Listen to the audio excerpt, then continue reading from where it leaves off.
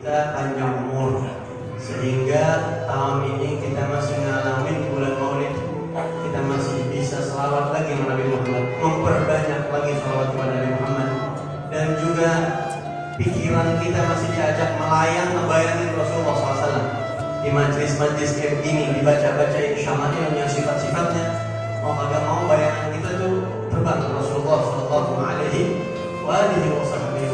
Dan tali atau jalinan batin kita Nabi Muhammad semakin kuat lagi insya Allah dengan acara-acara kayak begini, yang emang salah satu tujuannya adalah supaya tali kita agak putus sama Nabi SAW.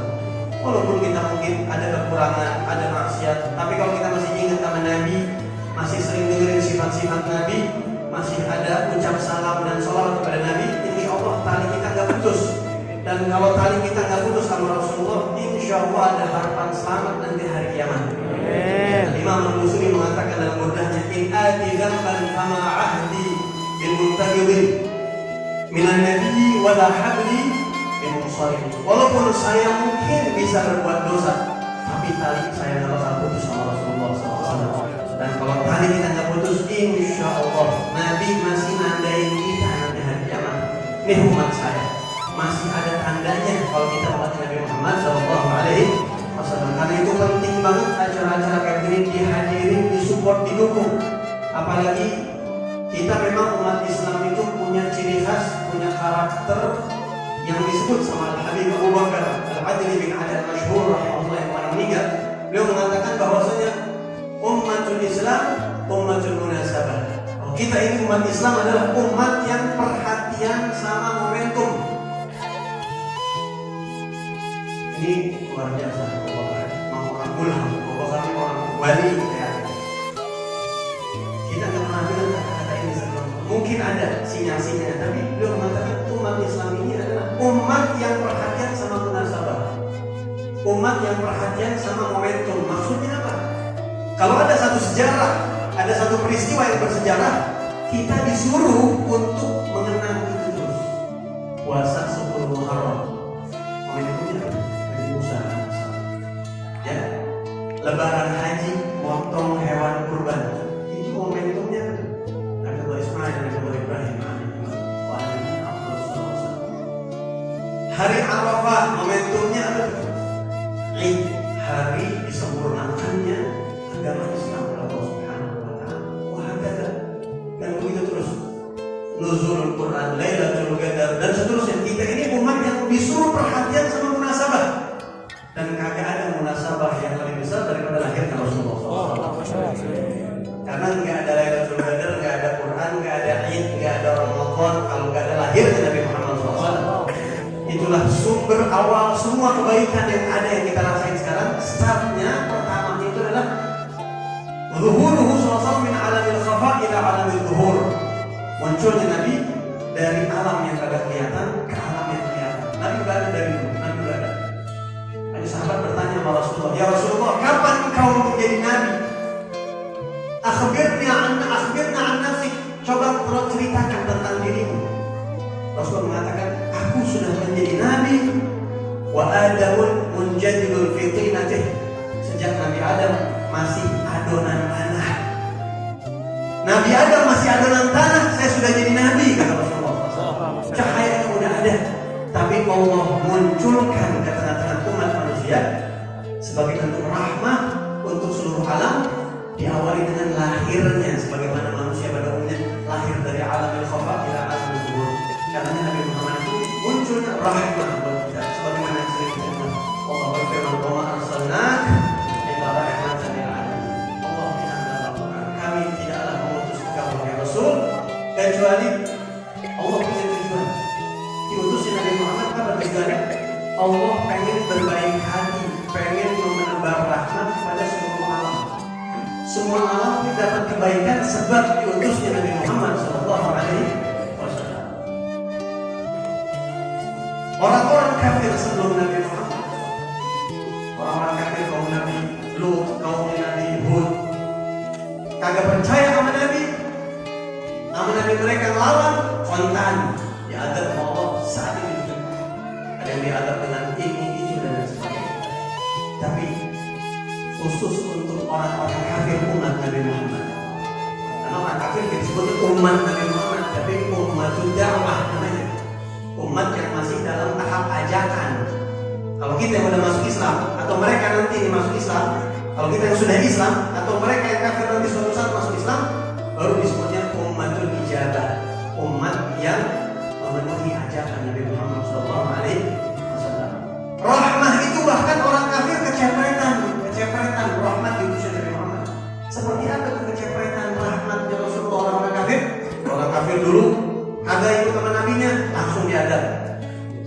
Tapi umat Nabi Muhammad kagak ada.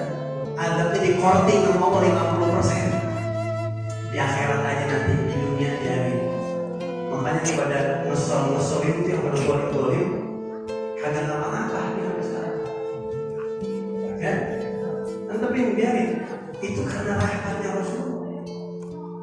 Kalau dia bukan umat Nabi Muhammad, udah yang sambal gede, angin topan, gerolok, udah.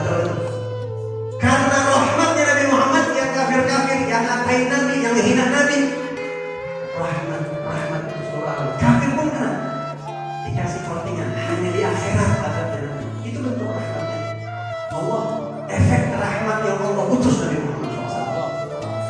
Bahkan bukan cuma orang-orang kafir. Kalau kita mau udah ketahuan deh, insya Allah mudah-mudahan bawa rahmatnya Rasulullah. Malaikat sampai setelah malaikat Jibril pernah ditanya Nabi Muhammad SAW berkenaan dengan rahmat ini. Rasulullah tanya ketika turun, wa ma arsalna illa rahmatan lil alamin. Tidaklah kami utus engkau wahai Rasulullah kecuali untuk Allah ingin memberikan rahmat kepada seluruh alam jin, alam malaikat, alam hewan, semuanya ada rahmat dari Rasulullah. Nabi nanya sama malaikat Jibril, Jibril, hal asabaka syai' min hadhihi rahmah?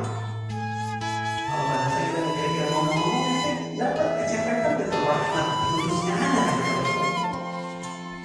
Sama malaikat Jibril dapat banget ya Rasulullah. Dapat banget. Kayak apa tuh? Kayak apa? Apa kata malaikat Jibril? Kuntu akhsyal 'aqibah. Sebelum kau diutus wahai Rasul, saya ini harap-harap cemas. Saya ini masih merasa belum aman jadi malaikat Jibril, Pak. Malaikat Jibril, Pak. Masih merasa belum aman. Kalau kita kan kadang-kadang kepedean, udah yakin bakal jadi ahli surga, kita kadang-kadang gitu. Kalah malaikat Jibril sama kita. Malaikat Jibril sekelas malaikat Jibril yang menjadi khaddamnya para nabi dan rasul, yang menjadi wasithah antara Allah dan ribuan nabi dan rasul, masih merasa takut. Takut apa? Belum aman. Posisi saya belum aman. Kok belum aman emang apa? Iblis saja 80.000 tahun ibadah masih menakut Tuhan. Saya belum tahu nih, saya ujung-ujungnya bagus atau jelek, gitu kira-kira. Tapi ya Rasulullah, setelah kau diutus, saya dapat garansi pasti aman dari Allah. Setelah turun firman Allah, innahu laqawlu rasulun karim dzi quwwatin 'inda dzil 'arsy makin muta'in thumma amin. Kata malaikat Jibril, kalau bahasa kita nih, sejak-pujak saya belum pernah dipuji sama Allah sejak saya ngaji sama nabi-nabi dan rasul-rasul yang lain. Tapi setelah engkau diutus oleh Allah, saya bawain ayat-ayat Quran kepada engkau. Saya diabadikan jabatan saya, keistimewaan saya oleh Allah di Al-Quran. Innahu laqawlu rasulin karim. Coba malaikat Jibril, ini adalah utusan antara Allah dan Rasulnya, karim, dikasih karamah, kemuliaan. Dzi quwwatin, kata Allah, ini makhluk yang satu ini malaikat Jibril punya kekuatan dahsyat. 'Inda dzil 'arsy makin, dan malaikat Jibril memiliki kedudukan yang tinggi di sisi Allah. Wah, saya kelopak-kelopak ya Rasulullah. Ger banget. Yakin kalau dipuji Allah di Al-Quran kagak bakal ujungnya jadi belangsak. Kalau orang udah dipuji di Al-Quran, Allah nggak bakal belangsak ujungnya karena firman Allah nggak bakal berubah. Apa ya? Kalau Lauhul Mahfuz kadang-kadang masih bisa berubah. Hanya para wali walaupun ibadahnya kayak apa tahu masih nangis. Kenapa? Ini husnul khotimah belum ketahuan. Tapi kalau ada Quran yang kasih jaminan, dipuji sama Al-Quran, nggak mungkin meleset. Sebagaimana Abu Lahab dibilang tabbat yada abi lahab wa tab, udah pasti husnul khotimah, nggak bakal berubah firman Allah. Dan Abu Lahab kalau mau main-main itu pura-pura Islam aja.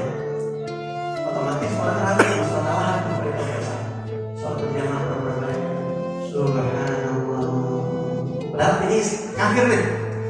Misalnya Abu Lahab mau bikin orang terkecoh dengan firman Allah yang Al-Quran. Tabbat yada abi lahab wa tabba ma aghna anhu maluhu wa ma kasab. Abu Lahab belangsak, dirinya belangsak, semuanya enggak ada manfaat yang dia cari, semuanya bakal bawa kebelangsakan buat dia. Kalau dia mau pura-pura Islam, pura-pura baik, mana-mana sholat lima waktu, orang bakal lagu ragu. Ini sholat bener enggak? Kok dia masuk Islam jadi sahabat lagi? Kalau Allah mau, tapi emang Allah sudah pastikan ini orang bangsa nggak bisa dia pura-pura sekalipun dari Islam. Malaikat Jibril dapat jaminan tenang ya, kalau engkau diutus, kita tuh merasakan, Rasul malaikat merasakan. Bahkan alam binatang merasakan rahmat diutusnya Rasulullah. Kita disuruh baik sama binatang disuruh baik.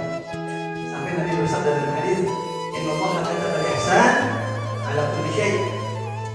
Allah Subhanahu wa taala memutuskan, mengharuskan kepada kita di umat Islam, kalau ngapa-ngapain disuruh profesional yang rapi, yang bagus. Kalau ngerjain apa aja, apa aja Pak. Jadi ini hadis Nabi, ini teori ya, benar-benar kita bisa praktekin insyaallah. Sholat disuruh ihsan, rapi. Baca Quran disuruh rapi, ihsan.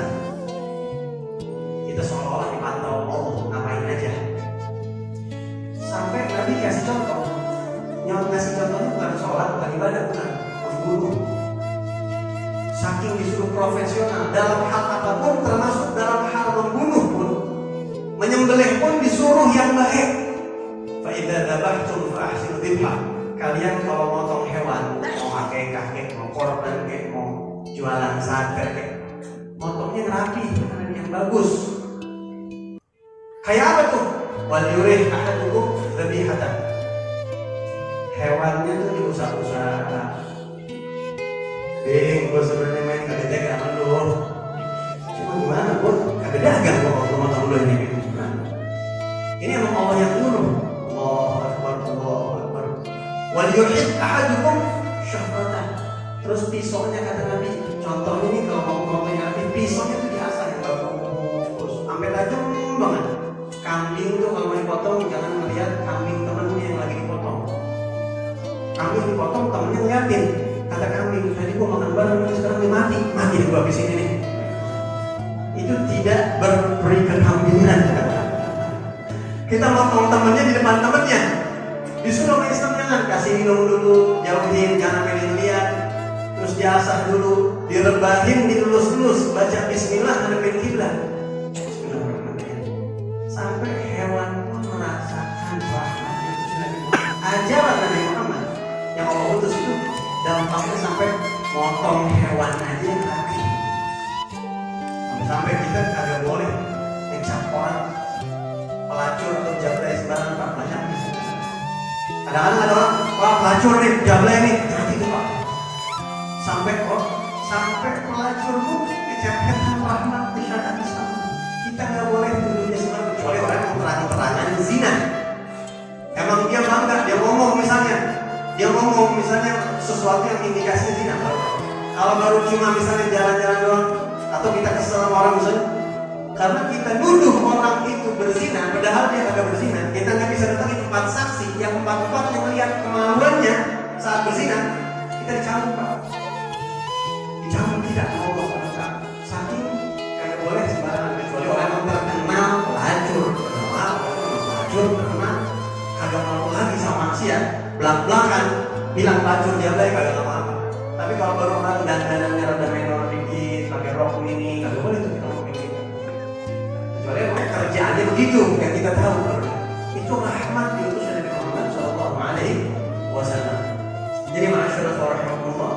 Mudah-mudahan kalau orang kafir aja kerasa cepretan rahmatnya Nabi Muhammad, kecepretan begitu ya, dampaknya. Mereka nggak dapat rahmat, tapi dampaknya. Terus hewan binatang kerasa rahmatnya, dan juga bahkan malaikat Jibril kerasa. Insya Allah apalagi kita umat, insya Allah. Yang penting kita kuatin terus hubungan kita sama Nabi Muhammad. Salah satunya dengan cara seperti ini. Niatin kalau ada di mana-mana, ya Allah saya pengen menguatin tali jalinan batin saya sama Rasulullah SAW. Insya Allah mudah-mudahan Allah wafatkan kita dalam keadaan husnul khatimah. pada salah-salah